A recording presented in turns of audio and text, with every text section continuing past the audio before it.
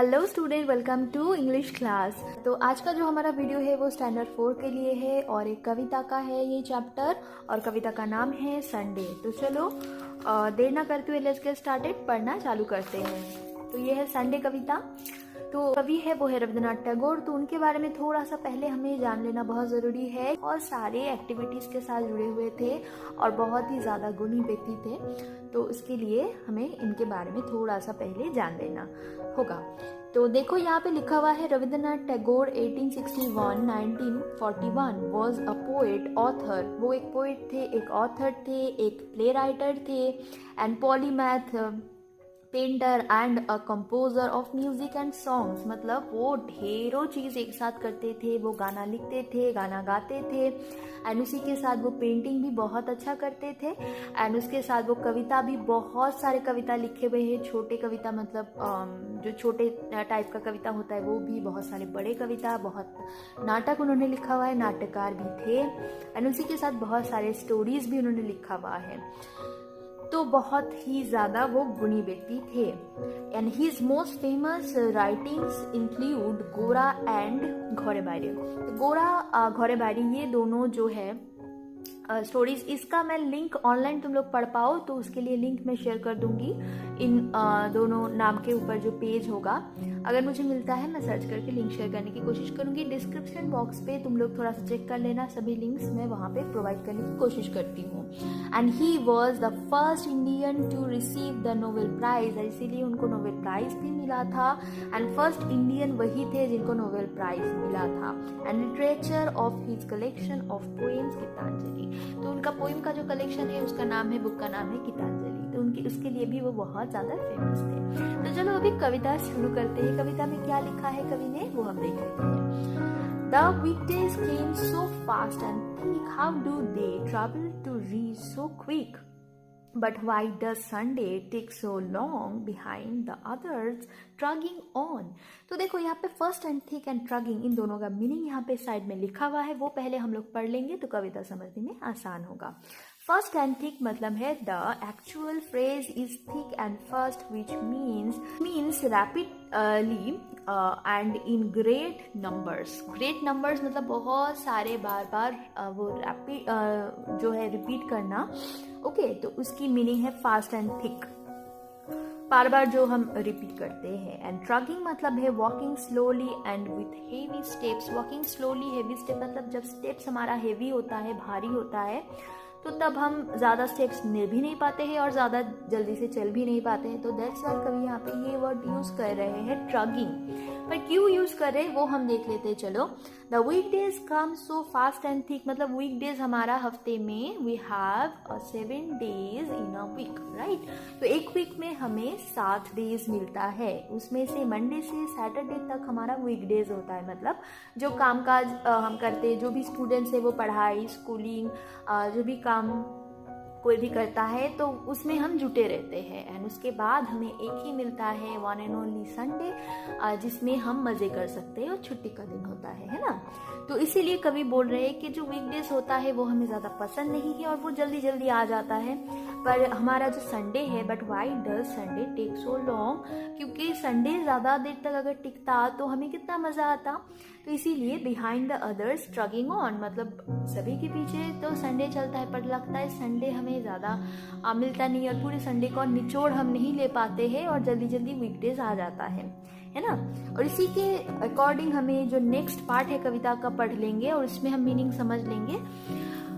The weekdays are an unkind lot मतलब weekdays जो होता है वो बहुत ही ज़्यादा अनकाइंड होता है, एकदम हमें पसंद नहीं आता है। अनकाइंड का मीनिंग भी यहाँ पे दिया हुआ रहेगा। ओके, अनकाइंड का मीनिंग है एकदम पसंद। काइंड मतलब दयालु, पसंद आना, इस तरीके का होता है। अनकाइंड मतलब जो पसंद नहीं आता है, जो ज़्यादा हमें वैल्यूएबल नहीं लगता है। वैल्यूएबल मीन्स उस तरीके का वैल्यूएबल नहीं, मतलब जो हमें ज़्यादा पसंद नहीं आता है, अनकाइंड वो होता है। एकदम ही वो दयालु नहीं होता है, क्योंकि हफ्ते में 6 दिन हमें बहुत ही काम काज के साथ बिताना पड़ता है और एक ही दिन संडे का मिलता है, तो वो पसंद नहीं आता है हर किसी को।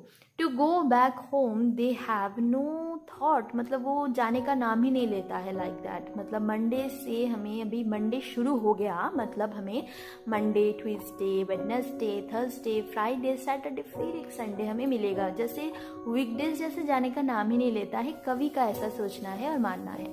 But why is Sunday so पर्शियट, मतलब संडे इतना पर्शियट क्यों है? पर्शियट का मीनिंग देखो फॉलोअर, मतलब संडे इतना ही ज़्यादा क्यों उनको फॉलो करके एक ही दिन आता है संडे। 2 आ सकता था, 3 आ सकता था, पर नहीं है।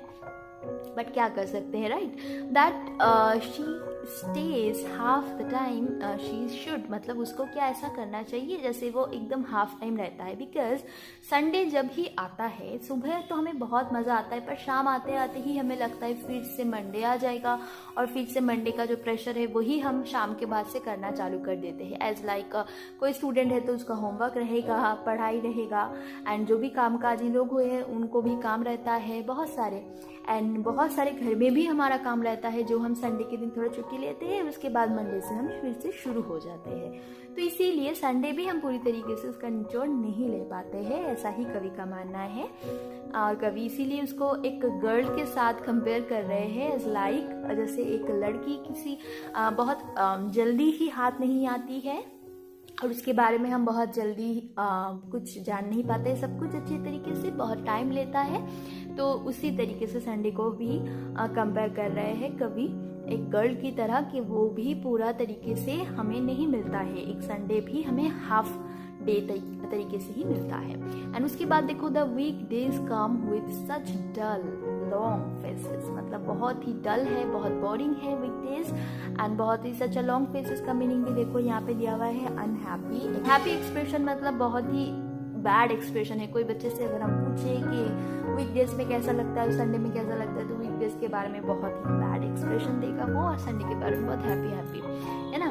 तो no child can stand such airs and graces. Airs and graces ये एक आइडम्स है, और आइडम्स मीन्स बहुत सारे ऐसे सेंटेंसेस होते हैं जिनका मीनिंग अलग होता है और लिखने में वो अलग होता है, ठीक है।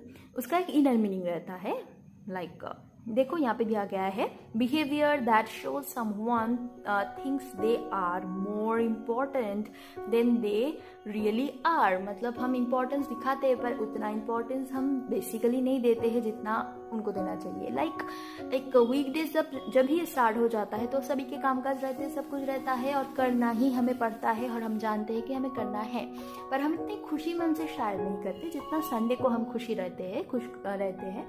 तो इसीलिए कवि यहाँ पे ये बोल रहे हैं। उसके बाद देखो but when at weekends I get up, and जब भी वीकेंड्स आ जाता है मतलब संडे आ जाता है तब मैं गेट अप होता हूँ और बहुत ही अच्छे फ्रेश तरीके से। उसके बाद their Sunday with harvest light up, तो संडे का जो दिन का जो मतलब फेस हो जाता है वो बहुत ही लाइटन अप हो जाता है, बहुत ही उज्जवल हो जाता है, और संडे के नाम से ही हम बहुत ज़्यादा खुशी महसूस करते हैं। पर मुझे लगता है कि नहीं, सब कुछ ही हमारे लाइफ में ज़रूरत है। वीकडेज अगर नहीं रहता तो संडे का इतना महत्व रहता ही नहीं। अगर हफ्ते में सारा दिन सारा हफ्ता ही छुट्टी रहता तो कितना बोरिंग लगता है ना। क्योंकि अभी पैंडेमिक सिचुएशन में हम लोगों का सभी के साथ एक ही हाल है, तो इसीलिए थोड़ा सा ये तो बोरिंग डेफिनेटली है। तो हमें संडे और मंडे का कुछ पता ही नहीं चल रहा है अब। पर कवि का भावना जो है वो हमारे जो नॉर्मल लाइफ है उसके ऊपर ही लिखे होंगे कवि, और बहुत सालों पहले ये लिखी गई है ऑलरेडी, तो तब ऐसा कोई सिचुएशन था नहीं। तो इसीलिए अब हम जान पा रहे हैं कि कविता का महत्व कितना है, क्योंकि वीकडेज अगर रहता है तभी हम संडे का जो है मज़ा ले पाते हैं, है ना। अगर एक से बढ़ के 2 संडे होता शायद ज़्यादा ही मज़ा होता डेफिनेटली, पर पूरा हफ्ता छुट्टी में बिताना किसी को पसंद नहीं है, राइट। तो ये था कविता, और कवि की भावना यही है कि उनको संडे ज़्यादा चाहिए, ज़्यादा उनको मज़ा करना है, और वीकडेज में जो पढ़ाई वगैरह रहता है उनसे उनको थोड़ा सा छुट्टी चाहिए होता था। और कवि का जो बंगाली में बहुत सारे ऐसे कवि के शॉर्ट स्टोरीज़ है वो पढ़ने में बहुत अच्छा लगता है। उनके लाइफ के बारे में भी लिखा हुआ है, उनके बड़े हुए हैं, उनकी पढ़ाई लिखाई कैसे थी, बहुत सारे कुछ वहाँ पे पढ़ने को मिलता है। बहुत स्टोरीज उन्होंने लिखी हुई है, बंगाली में है, उनका बंगाली से इंग्लिश ट्रांसलेशंस भी है, तुम लोग पढ़ सकते हो सकेगा मैं लिंक प्रोवाइड करने की कोशिश करूँगी। और रविंद्रनाथ टैगोर के बारे में क्या बताएं, वो एक लेजेंड थे ऐसा ही बोल सकते हैं, जिनके मतलब जिनका इतना सारा गुण हो। हमें भी छोटे मोटे बहुत सारे रहते हैं पर इतना प्रेशियस नहीं रहता है, क्योंकि उनकी एक एक कविता बहुत ज़्यादा अमूल्य है, एक एक गाना बहुत अमूल्य है। वो पेंटिंग भी करते थे, हम खुद गाना भी गाए हैं, बहुत सारे नाटक लिखे हैं। तो यही है जो है कविता का मीनिंग जो है मैंने समझाया है। कैसा लगा डेफिनेटली कमेंट करके शेयर कर सकते हो मेरे साथ। एंड ये जो वीडियो है इसको ज़्यादा से ज़्यादा शेयर करना कि अभी पैंडेमिक सिचुएशन में ये सभी के पास पहुंच सके और सभी इसका जो है फ़ायदा ले पाए। ओके, एंड बहुत ही जल्दी इसका क्वेश्चन आंसर का जो वीडियो है वो मैं लेके आऊँगी। तुम लोग देख पा रहे हो यहाँ पे मैंने ऑलरेडी सॉल्व कर लिया है मेरे स्टूडेंट के लिए, तो तुम लोगों को भी मैं डेफिनेटली दे दूँगी, मतलब वीडियो में मैं शेयर कर दूँगी। बहुत ही जल्दी इसका क्वेश्चन आंसर का वीडियो आ जाएगा।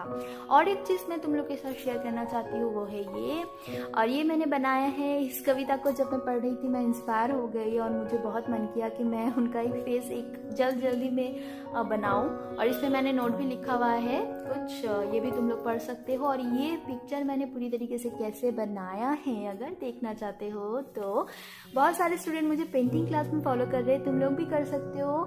चैनल का नाम है पेंटिंग क्लास, दीप्तिज आर्ट कॉर्नर बोल के भी सर्च कर सकते हो, ईमेल आईडी भी मेल भी कर सकते हो। तो अगर अच्छा लगता है उस चैनल को भी जाके उसको सब्सक्राइब करना और भी स्टूडेंट उसको देख पाए, तो इसके लिए शेयर भी करना वीडियो को। तो मिलती हूँ और एक नई यूजफुल वीडियो के साथ बहुत ही जल्दी। तब तक के लिए stay tuned, keep watching and thank you for watching and subscribe my channel also. चलो मिलती हूँ और एक नए यूजफुल वीडियो के साथ, तब तक के लिए स्टे ट्यून्ड, बाय बाय।